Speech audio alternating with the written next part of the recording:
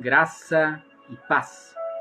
Sou o reverendo Antônio, pastor da Igreja Anglicana Santa Semente. Essa é Santa Semente Online. Sejam todos bem-vindos.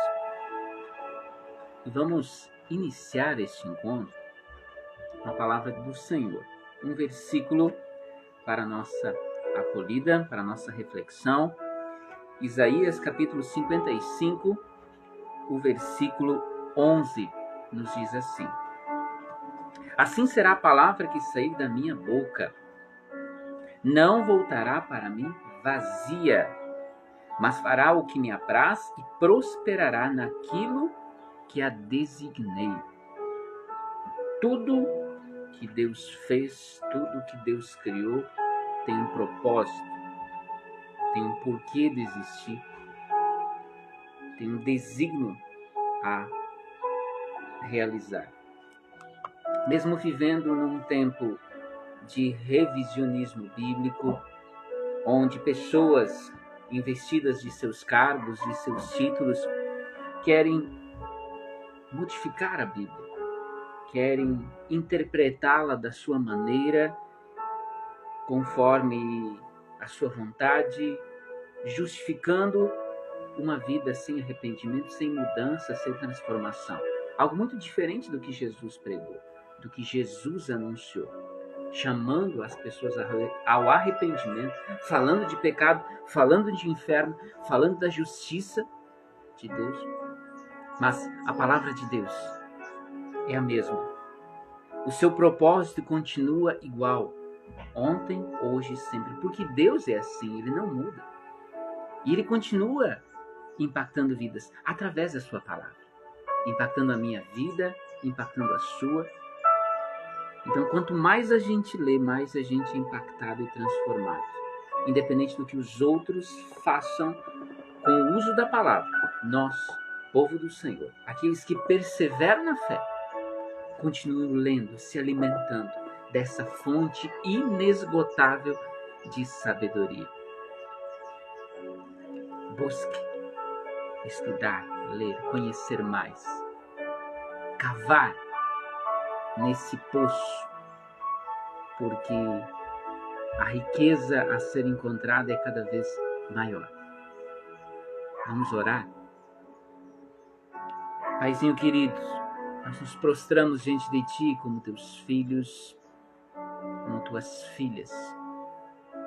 Viemos agradecidos de tantas bênçãos, todo o Teu cuidado, Tuas provisões, mas também viemos sedentos de mais das Tuas bênçãos, mais da Tua provisão, mais do Teu sobrenatural sobre nossas vidas.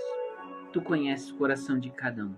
Sabes o quanto precisamos melhorar, o quanto precisamos crescer, quantas coisas nós ainda precisamos superar e que muitas vezes vivemos sem nos dar conta que precisamos mudar, que há áreas de nossas vidas que precisam ser transformadas.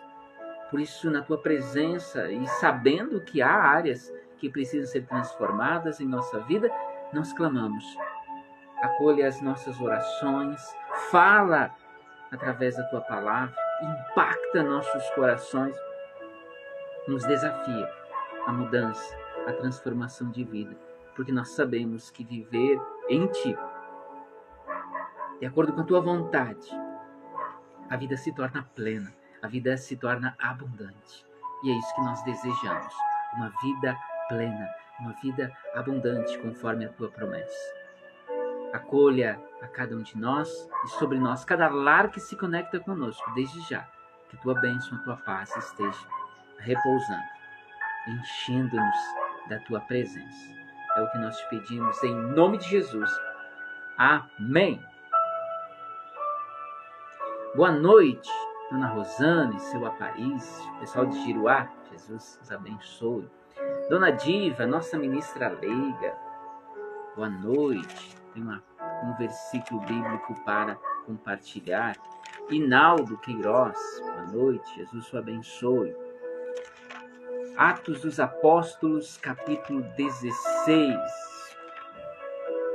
Vamos ler esse texto, trazê-lo para a nossa reflexão. Atos dos Apóstolos, capítulo 16, versos 29, 30 e 31. Então o carcereiro, tendo pedido uma luz, entrou precipitadamente e trêmulo, prostrando-se diante de Paulo e Silas, dizendo: Depois, trazendo-os para fora, disse: Senhor, que devo fazer para ser salvo? Naquela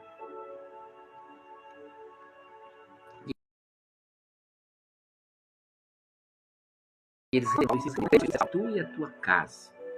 Diante de um acontecimento sobrenatural, diante de dois homens que, mesmo presos em condições nada favoráveis, nada humanas, eles estavam ali orando, louvando o Senhor. A prisão, as grades caem, as algemas caem, o sobrenatural. E eles não fugiram, eles estavam ali. Ele, claro, clama ao carcereiro: como eu posso provar desse sobrenatural? Esse desejo instala nele e eu também quero disso para mim. Como eu faço para ser salvo? Como eu faço para ter essa vida que não permite ser impactada pelas circunstâncias, mas está acima das circunstâncias, está num Deus que é todo-poderoso. O que farei? O que posso fazer para ser salvo? Crê no Senhor Jesus e será salvo. A resposta é Jesus. A solução é Jesus. O escape é Jesus. A porta de saída é Jesus. Ele é nosso Senhor e Salvador. A Ele honra e glória por todos sempre. Muito bem, gente. Estamos numa semana muito, muito especial. A semana que nos preparamos para celebrar o Natal. Aqui, como Santa Semente, nós já fizemos uma festa, que é a festa de Natal, encerramento de ano. E aí a gente faz a nossa Conferência da Virada. Ano passado foi chamada Semana, mas como são só 2 dias, nós chamamos de Conferência da Virada. Para recebermos princípios, chaves, para termos um ano de 2024 abençoado. Um 2024 melhor do que 2023. Nós sempre temos algo a superar, algo a melhorar. E a palavra é luz, é lâmpada para o nosso caminho. Então, receber chaves, princípios bíblicos, é fundamental para entrarmos no ano realmente na presença. Um ano transformado pela presença, pelo sobrenatural de Deus. O ano da consolidação. Então, sexta-feira, dia 22, nosso primeiro encontro. E aí, o pregador. Que bênção nós podermos ter, mesmo que com o uso da tecnologia, um pouquinho diferente do que nesse caso, porque ele vai poder conversar com a gente pode inclusive perguntar para ele. Um pouquinho diferente do que nesse nosso formato de live, mas ele estará participando através do Zoom, participando ao vivo, trazendo palavras do bispo da Diocese de João Pessoa, na Paraíba. Ele que tem um testemunho poderoso para compartilhar conosco do quanto Deus tem abençoado a ele, a sua igreja, a sua diocese. Então, É bênção, você não pode perder. 22, sexta-feira, né? 20 horas. 23, sábado. O pregador vai ser este reverendo aqui. Mas já temos um vídeo com a participação do bispo Márcio Simões e o outro do bispo Miguel Neto. Cada um dos cultos terá participação de um bispo nosso, trazendo em poucos minutos algumas chaves, alguns princípios. Então, vai ser bênção, vai ser especial para a gente receber chaves do céu para um ano realmente abençoado. No ano de 2024, na presença do Pai. Então, 22 e 23, às 20 horas. 24, domingo. Aí o culto é 9 horas, culto horário tradicional, com Santa Ceia, é o nosso culto de Natal. E logo depois do culto, nós almoçamos juntos. Precisa trazer pratos e talheres, um pedaço de carne para compartilhar, né? Uma salada, um pão. E a gente compartilha um tempo precioso em comunidade. Em família, né? Natal em família. 22 e 23, 20 horas. Nossa conferência da virada. Dia 24, 9 horas, seguido de almoço comunitário. E a participação de nossos bispos, 3 bispos da Igreja Anglicana no Brasil, trazendo palavras-chave, princípios. E claro, de forma especial no dia 22, que é o bispo Simões, bispo Meira, tendo um tempo aí fazendo a pregação do dia, né? Vai ser bênção, gente. Orem por isso. Pessoal que está mais longe, ore por nós. Pessoal de perto, já reserve, já se programe para estar conosco. Amém? Vamos para a palavra de Deus. Quando Jesus chega, essa é a nossa série de pregações deste mês de dezembro, desse período do Advento, tempo de preparação para a celebração do Natal, que lembra o nascimento, lembra o acontecimento histórico que dividiu a história em antes e depois, que impactou o mundo todo e continua impactando. Deus se fez um de nós. Esse é motivo de grande alegria, esse é motivo de nós celebrar, de nós festejar, porque Deus veio a nós. Ele abriu mão dos seus palácios celestiais para se fazer um de nós, nos ensinar o caminho, e veio para nos salvar. Motivo de alegria. Então precisamos celebrar o Natal com reverência. Então há essa preparação, Advento. Mas também Jesus fez uma promessa, que ele viria uma segunda vez em poder e grande glória. E nós precisamos estar preparados para este acontecimento, para a segunda vinda de Jesus. E como nos prepararmos a não ser em comunidade, orando, lendo a Bíblia, celebrando, cultuando ao Senhor. Então, para esses 2 focos, esse período do Advento. Preparação para celebrarmos com reverência o Natal, mas também preparação nossa como soldados de Cristo, para que quando o general chamar, né, nós estejamos prontos, aptos, preparados para a sua segunda vinda. É uma constante, a gente não sabe quando vai acontecer. Assim como o soldado não sabe quando vai chamar para uma possível guerra, para um possível, para que ele esteja em ação, para que ele entre em ação. Assim nós, como soldados de Cristo, devemos estar sempre preparados, porque ele pode chegar a qualquer momento. Amém? Então vamos lá, seguindo nossa série de pregações. Quando Jesus chega, abra sua Bíblia no Evangelho de Marcos. Marcos capítulo 16, os versículos 15 a 20. Marcos, capítulo 16, dos versículos 15 ao 20.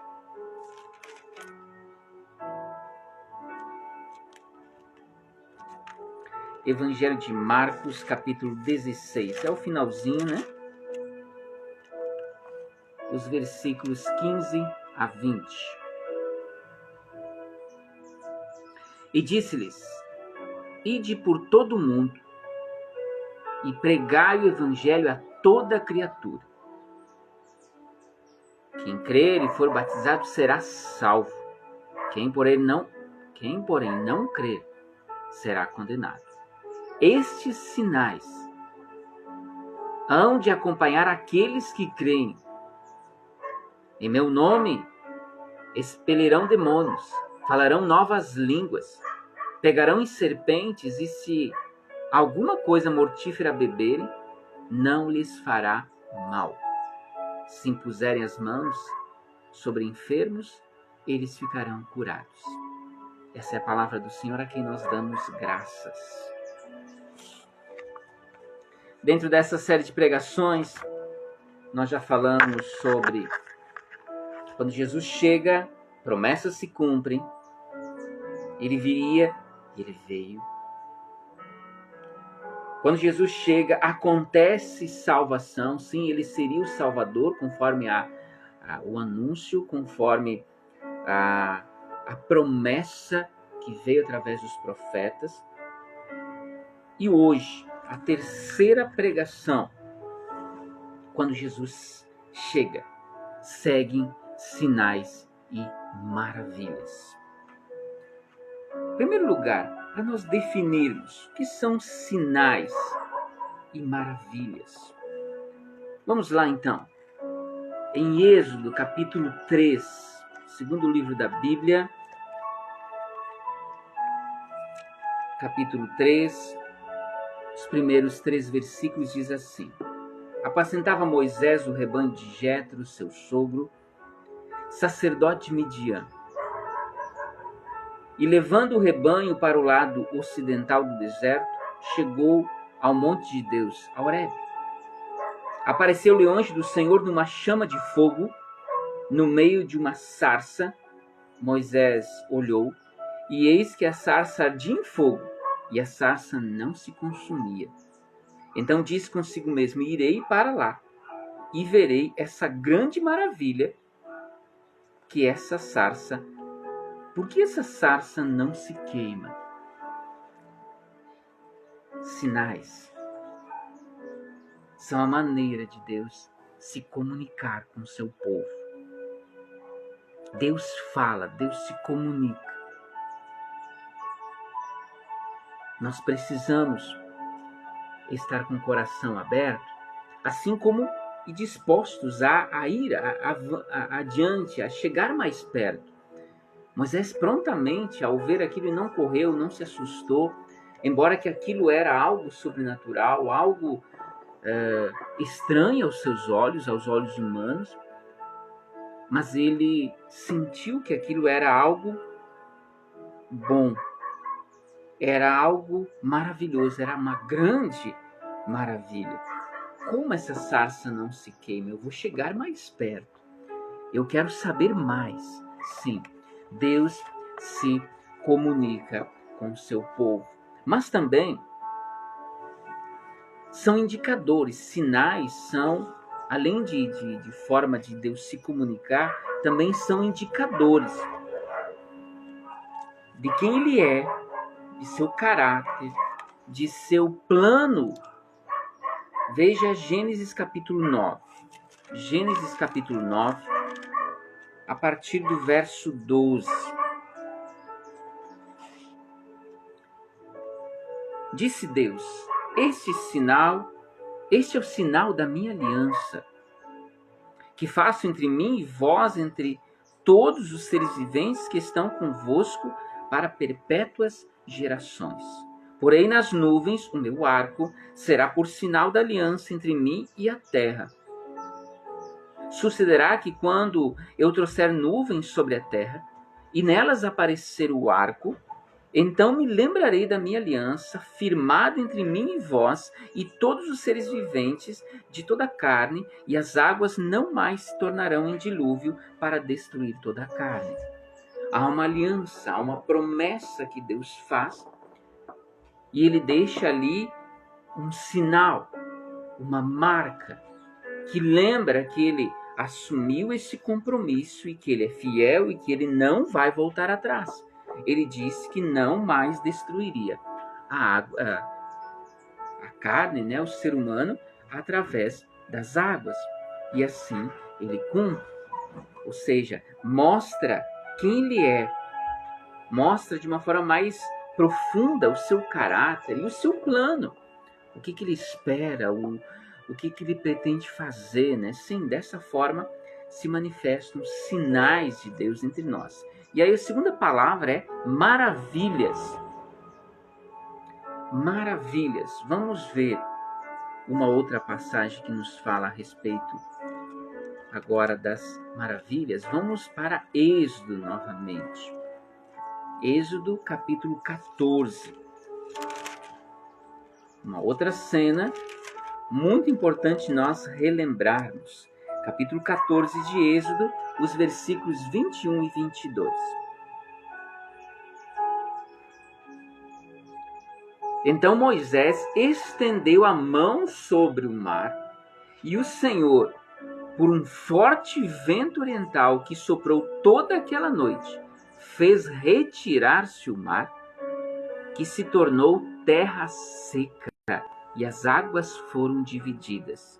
Os filhos no meio do mar em seco, e as águas lhes foram qual muro, à sua direita e à sua esquerda. Pense nessa cena, que maravilha contemplar isso. Como não ficar de queixo caído, né? Ele já tinha operado outros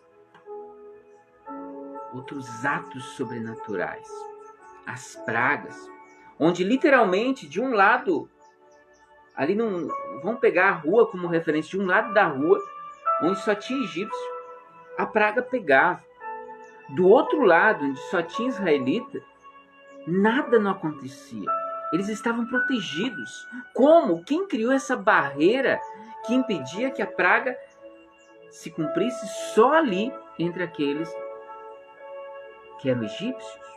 Como? Mas agora Israel estava numa outra situação. Deus lhes disse, lhes prometeu que iria libertá-los da escravidão. Mas eles estavam entre o Mar Vermelho e o exército de Faraó, que avançava com muita raiva. Embora que Faraó tinha dito, saiam daqui, vão embora, ele monta seu exército e vai para destruir aqueles homens que eles não tinham experiência em guerra, né? Eles não tinham, por mais que eles tivessem espada, eles não tinham como lutar contra aquele poderoso exército. Eles ficaram anos, aliás, foram 400 anos de escravidão, ou seja, quantas gerações eles não sabiam o que era pegar uma espada na mão. Eles sabiam trabalhar, trabalho pesado, né? Então, como reagir? Pensa naquele beco sem saída, naquele poço, fundo do poço, né? Aquela situação de fundo de poço onde não tem, humanamente falando, não tem solução, não tem saída. É impossível. E Deus, manifesto sobrenatural, abre o mar, parede de água de um lado, de outro, e o povo de Deus passando a pé, sequinho. Maravilhas são eventos sobrenaturais que revelam o extraordinário poder de Deus. Deus é poderoso. E Ele compartilha conosco, Ele opera maravilhas entre nós para que a gente possa provar um pouquinho do quanto Ele é poderoso. Mas também, as maravilhas, elas desafiam da ordem natural e chamam atenção para o sobrenatural. como nessa cena que a gente viu, mas vamos ver uma outra cena do Evangelho de João agora. Se abrir um mar, fazer uma estrada no meio do mar, permitindo que o povo de Deus avançasse sem se molhar, nem a sola do pé saiu molhada, né? Vamos agora para uma outra cena que também desafia a compreensão humana. Evangelho de João, capítulo 11, a partir do verso 38. Jesus, agitando-se novamente em si mesmo, encaminhou-se para o túmulo. Lázaro estava no túmulo, né? Seu amigo. Era este uma gruta, a cuja entrada tinha posto uma pedra. Quando então ordenou Jesus: tirai a pedra. Disse-lhe Marta, irmã do morto: Senhor, já cheira mal, porque já é de 4 dias. Respondeu-lhe Jesus: não te disse eu que se creres, verás a glória de Deus? Se creres, verás a glória de Deus. Tiraram então a pedra e Jesus, levantando os olhos aos céus, disse: Pai, graças te dou que me ouviste. Mas Lázaro ainda estava no túmulo, morto. Mas Jesus já disse: Pai, graças te dou porque me ouviste. É a oração com fé na certeza que você já recebeu. E assim segue. Aliás, eu sabia que sempre me ouves, mas assim falei por causa da multidão presente, para que creiam que tu me enviaste. E tendo dito isto, clamou em alta voz: Lázaro, vem para fora. Saiu aquele que estivera morto. Saiu com vida aquele que estivera morto. Uau! Imagina você nesse ambiente. Então, se ver o mar aberto já é algo que desafia a compreensão da ordem natural das coisas e claramente nos impacta e nos leva. Só pode ser Deus em seu poder manifestando o sobrenatural. Agora imagine um homem morto há 4 dias. Já em decomposição, essa é a lógica, né? Ainda mais naquele contexto onde não se usava nenhum produto para conservação. Jesus ora, clama ao Pai e ele volta à vida. Glórias, esse é o nosso Deus, o Todo-Poderoso. Ele fez naquele contexto, ele fez lá no Egito ainda, ele fez nessa realidade no entorno de Jesus e ele continua fazendo hoje nas nossas vidas, porque quando ele chega, seguem sinais e maravilhas. Então, por que eu preciso dizer: Jesus, tu és Senhor da minha vida? Jesus, tu és Senhor sobre minha casa? Por que eu preciso buscar da presença de Jesus em minha vida? Porque quando ele chega, seguem sinais e maravilhas. E quem não quer do mover sobrenatural na sua vida? Mas avancemos, falando sobre esse tema. Quando Jesus chega, seguem sinais e maravilhas. Sinais e maravilhas, eles confirmam a presença de Deus. Vamos voltar lá para Êxodo novamente.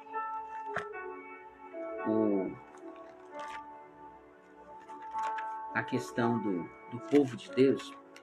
Isso é interessante, porque muitas vezes a gente fica com dúvidas. Será que Deus existe? Será que Deus é comigo? Ah, sim, ele falou que será conosco. Jesus repetiu isso, que estaria conosco. Jesus recebe, inclusive, o título, né? Deus Emanuel, Deus conosco. Mas eu mesmo muitas vezes duvidei. Um dos casos, de forma específica, eu estava com uma dor de dente horrível. E eu pedi que Deus tirasse aquela dor. É quase assim, ó. Deus, se tu existe, tira essa dor de mim.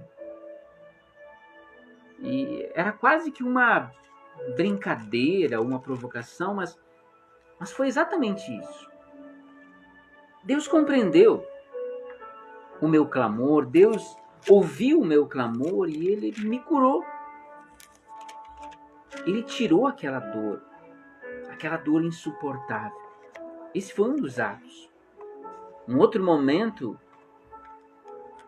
da minha vida, poderíamos dizer, um dos momentos mais difíceis, onde a minha renda foi para menos da metade. Deus foi abrindo portas que eu jamais imaginaria que algum dia abrisse. Eu pude continuar pagando o carro, nós podemos sair do aluguel. Aí alguém podia dizer assim, mas foram pessoas que te ajudaram. Sim, mas elas tinham que ter condições para nos ajudar. E da onde veio essas condições? Deus deu provisão para que essas pessoas pudessem me abençoar, nos abençoar como família. Claramente, o agir de Deus, provendo, cuidando. A presença de Deus manifesta sinais claros da sua presença. Como isso é possível? Porque Deus existe. Deus se faz presente, Ele confirma a sua presença. Vamos lá, Êxodo capítulo 13, 21 e 22. O Senhor ia diante deles durante o dia, numa coluna de nuvem, para os guiar pelo caminho. Durante a noite, numa coluna de fogo, para os alumiar, a fim de que caminhassem de dia e de noite. Nunca se apartou do povo a coluna de nuvem durante o dia, nem a coluna de fogo durante a noite. Primeiro esse princípio, conforme a nuvem se movia, eles sabiam que tinham que seguir, ou a coluna de fogo eles tinham que seguir. Mas também tinha a questão da proteção e do cuidado, porque no deserto o sol é escaldante, o calor, ele destrói a vida. Não tem como viver no deserto. E eles passaram anos no deserto, sendo guiados por essa coluna.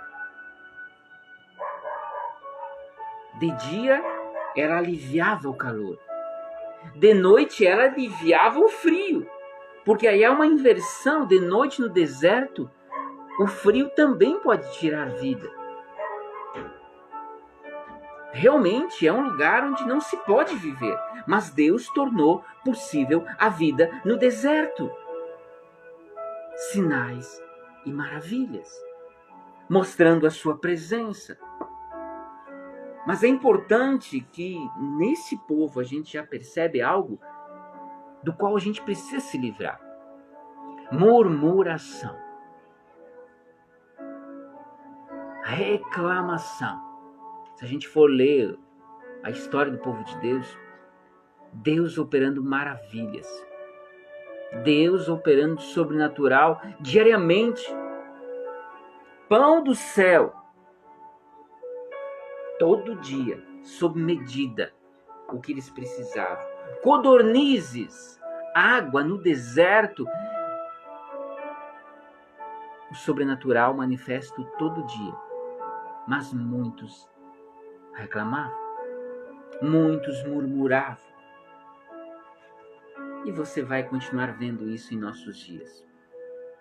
Cada um querendo viver do seu jeito, à sua maneira, ignorando o que diz a palavra de Deus. E aí vem o porquê não vemos mais dos sinais e maravilhas de Deus. Dona Diva Domingo compartilhava ao menos 2 experiências na sua vida. Testemunhos de Deus operando do sobrenatural na sua vida. Nós presenciamos como igreja do sobrenatural. Mas a gente vê pouco, ou a gente ainda não tem visto Porque nossa fé é pequena. Porque a gente prefere muitas vezes reclamar, murmurar, do que viver no sobrenatural. Sinais e maravilhas confirmam a presença de Deus. Segundo lugar, autenticam os mensageiros de Deus. Hoje há muitas pessoas falando em nome de Jesus, usando o nome de Jesus. Teve uma das situações, nós estávamos num velório e eu tive que me ausentar por um tempo. E quando eu me ausentei, chegou algumas pessoas de uma outra religião e propuseram fazer ali algo como um momento de oração, não sei como eles o chamam. O incrível ou o estranho é que eles usaram o nome de Jesus. Eles usaram falas de Jesus, mas não são crentes. Eles não creem em Jesus. Ele não é Senhor sobre a vida deles, mas estavam usando frases de Jesus. Então é muito comum isso. Pessoas que usam o nome de Jesus, mas vivem de uma forma muito diferente do que aquilo que ele nos desafiou a viver. Não são crentes, não são de Jesus. Então você precisa ter cuidado. Afinal de contas, quem fala em nome de Jesus? Bom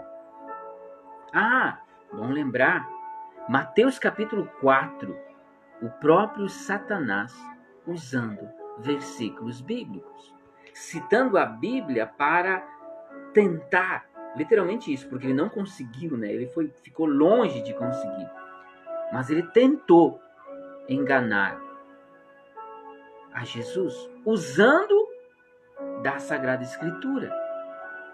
Tamanha sua ousadia, ou seja, até ele conhece, até ele usa para tentar enganar o povo crente, para enganar o povo crente.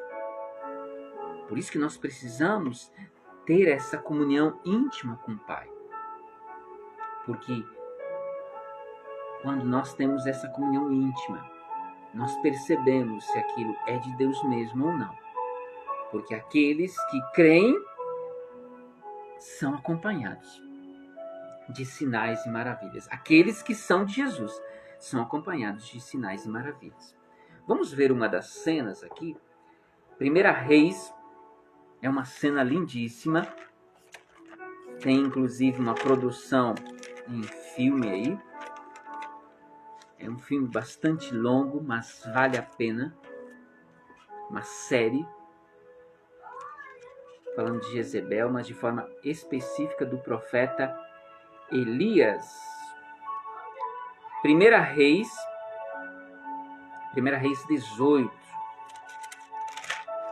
Essa é uma cena onde há um embate, um confronto entre Elias, profeta Elias, e os profetas de Baal. E eles eram em 450 homens, enquanto o profeta estava sozinho. Assim muitas vezes nós nos sentimos, né? Uma multidão, vivendo de forma desordenada, vivendo no mundo, e nós sozinhos, nos sentindo sozinhos. Vamos ver o que acontece aqui. 1 Reis 18, de 36 a 39. Diz assim: no devido tempo, para se apresentar a oferta de manjares, aproximou-se o profeta Elias e disse, orou ao Senhor, né? Ó Senhor, Deus de Abraão, de Isaque e de Israel, fique hoje sabido que tu és Deus em Israel, e que eu sou teu servo, e que, segundo a tua palavra, fiz todas essas coisas. Não estou agindo em minha autoridade, não é o que eu quero, é o que tu me ordenaste. Eu estou fazendo conforme a tua vontade. Responde-me, Senhor, responde-me, para que esse povo saiba que tu, Senhor, és Deus e que a ti fizeste retroceder o coração deles, se voltar o coração deles. Então caiu o fogo do Senhor e consumiu o holocausto e a lenha e as pedras, a terra, e ainda lambeu a água que estava no rego. E que vendo todo o povo, caiu de rosto em terra e disse: Senhor Deus, Senhor Deus. Os sacrifícios oferecidos, pensando ou tendo uma lógica normal, onde você fazia um altar de pedra, sobre ele você colocava lenha, madeira seca, e aí você colocava a carne do animal sacrificado. Novilho, boi, enfim, a ovelha. E ali você ateava fogo. E ele se queimava. Normal. O detalhe é que quando Elias montou ali o altar e toda a dinâmica do sacrifício, ao montar tudo, ele mandou derramar água, muita água. Aquela madeira ficou encharcada, aliás, se formou uma poça ali no entorno. Tinha umas valas no entorno e ali encheu de água.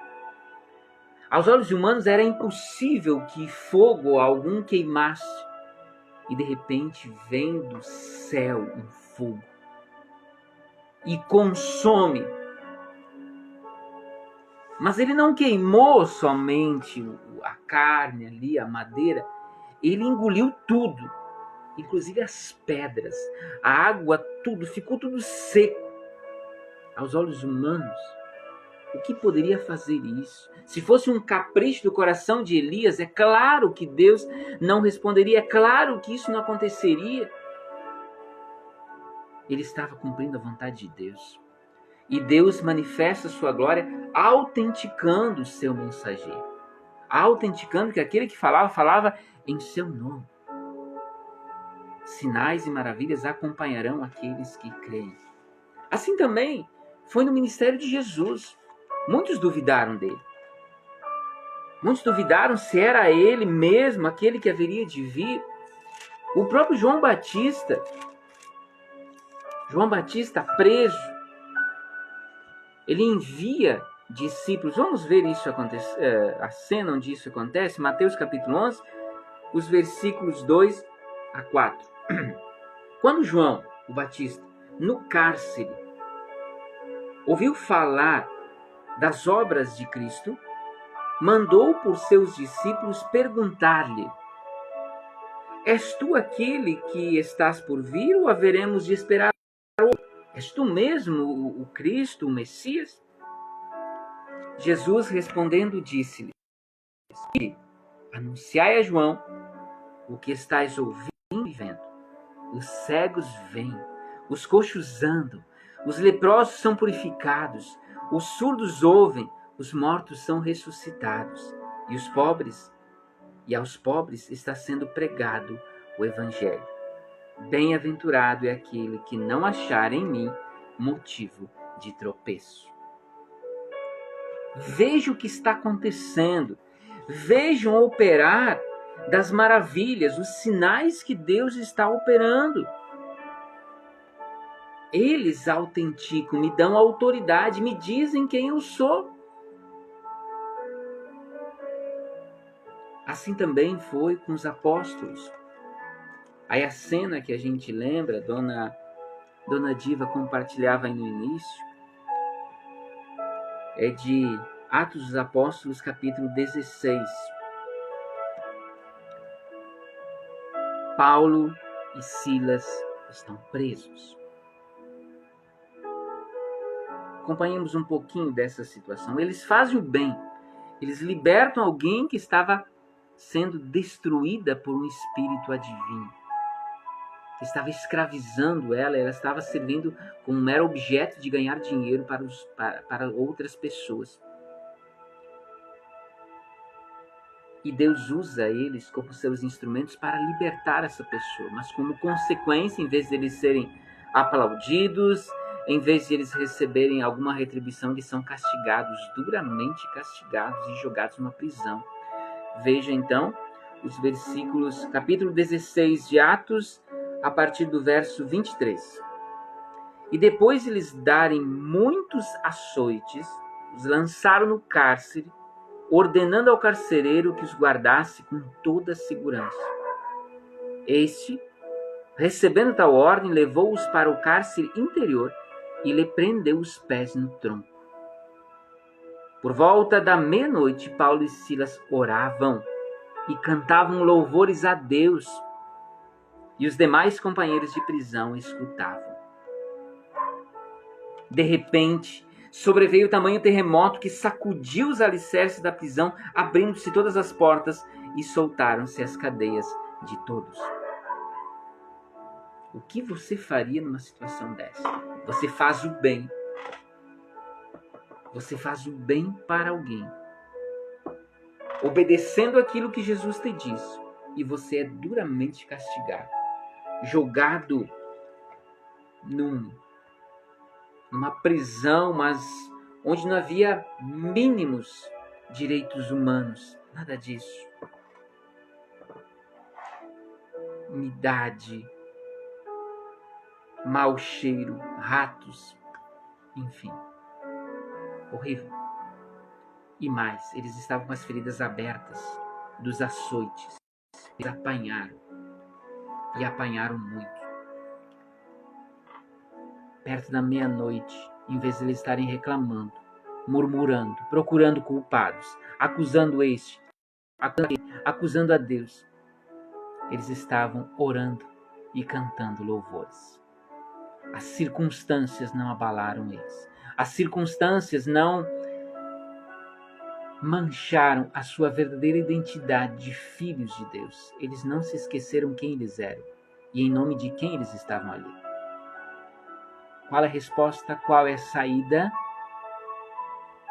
Qual é a porta? Quem é a porta? Quem é o refúgio? Quem é o caminho? Jesus. Meia-noite passada, eles estavam ali orando e cantando louvores. De repente, Deus de milagres, as grades caem, aquilo que estava ali prendendo, as algemas que estavam prendendo seus pés no tronco, cai. Mas eles não fogem. Por isso que eles deram aquele susto no carcereiro que queria se matar, mas Paulo não deixou. E depois ele lhes pergunta: o que farei para ser salvo? O que eu farei para provar disso também na minha vida? Vocês não fugiram daqui, vocês estavam aqui cantando, louvando, vocês não se deixaram vencer pelas circunstâncias. Eu quero provar desse sobrenatural. Sim. Aquele homem teve certeza que aqueles homens, o carcereiro teve certeza de que aqueles homens eram mensageiros de Deus, eram autênticos mensageiros de Deus.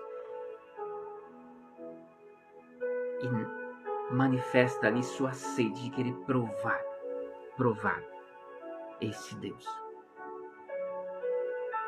Sinais e maravilhas acontecem quando Jesus chega, confirmando a presença de Deus, autenticando os mensageiros de Deus.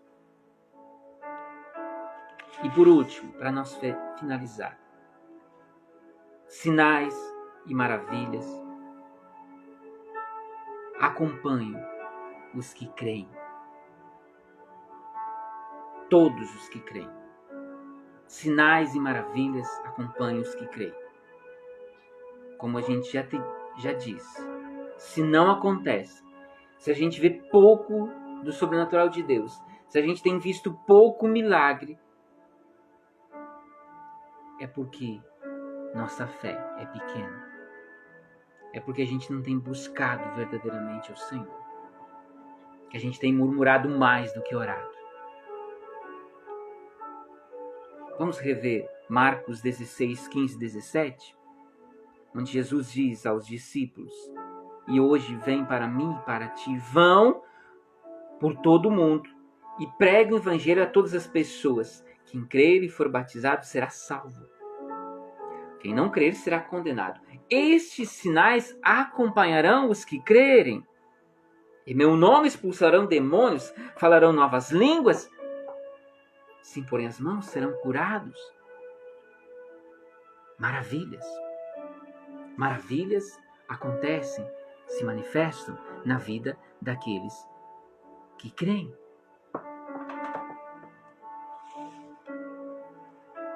E não é uma possibilidade. Jesus não dá uma podem acontecer. Ele não diz isso, ele diz acompanharão. Esses sinais acompanharão, é uma promessa, é uma garantia, é uma certeza. Não é que poderão acontecer, acontecerão na vida de todos os que creem. Por que a gente enfatiza isso? Por que Jesus enfatizou tanto sobre a importância de nós termos uma fé viva, uma fé verdadeira? Para que nos libertássemos da mera religiosidade e buscássemos uma fé viva, uma fé verdadeira, verdadeiros adoradores. Quando falou de oração, falou para que nós orássemos e com fé. Tiago, quando fala de oração, ele vai dizer para que a gente ore, mas ore com fé.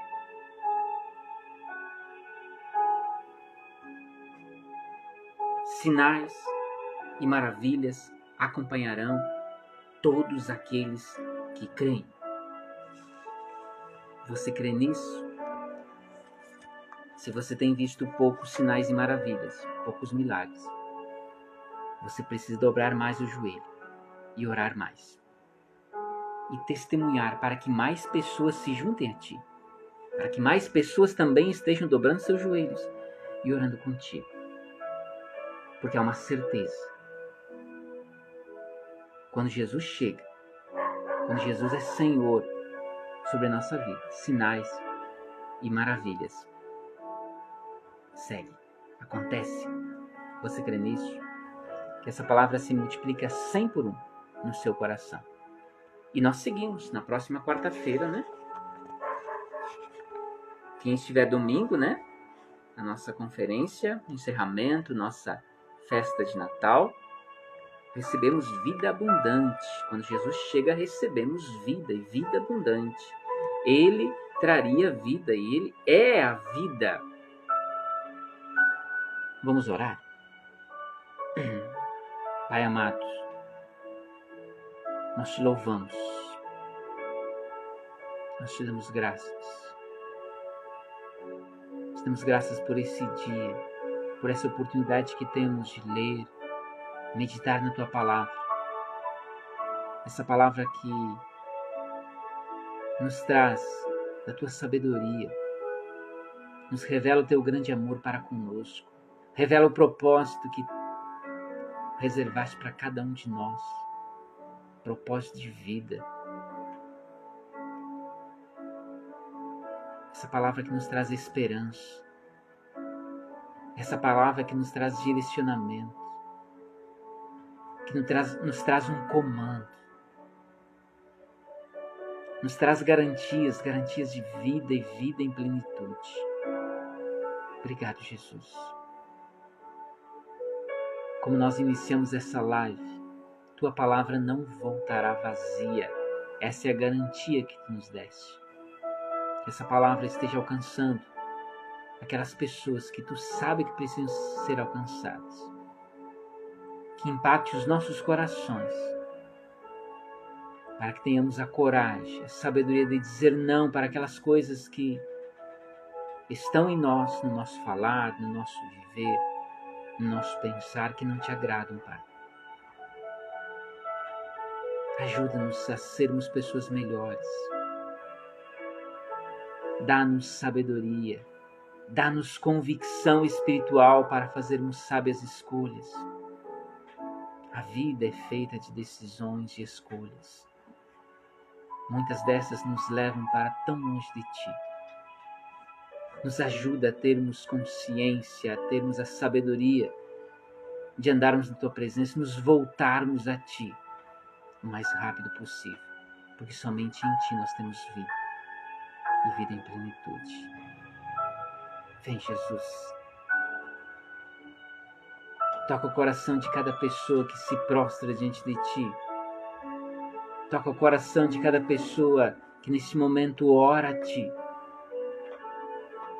E enche-nos da tua presença. Enche-nos da tua graça, das tuas bênçãos, ó Pai. Guia o nosso caminhar. Tudo isso nós colocamos diante de ti unicamente. Em nome de Jesus. Amém.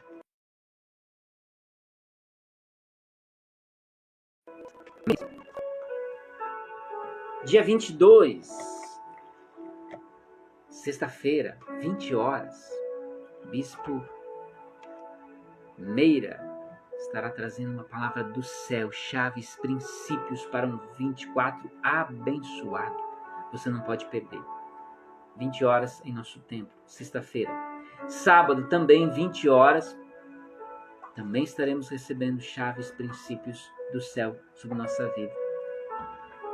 E domingo, nossa celebração, nosso culto de Natal, às 9 horas, seguido de almoço comunitário, é o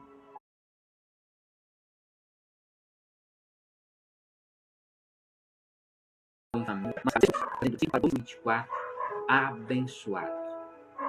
Então você não pode perder, você precisa estar conosco para buscarmos a sabedoria do alto, para termos uma vida segundo o coração de Deus, uma vida abençoada.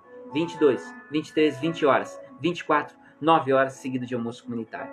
Que a bênção de Deus onipotente, que é Pai, é Filho, é Espírito Santo, esteja sobre você, hoje e por todo sempre. Amém.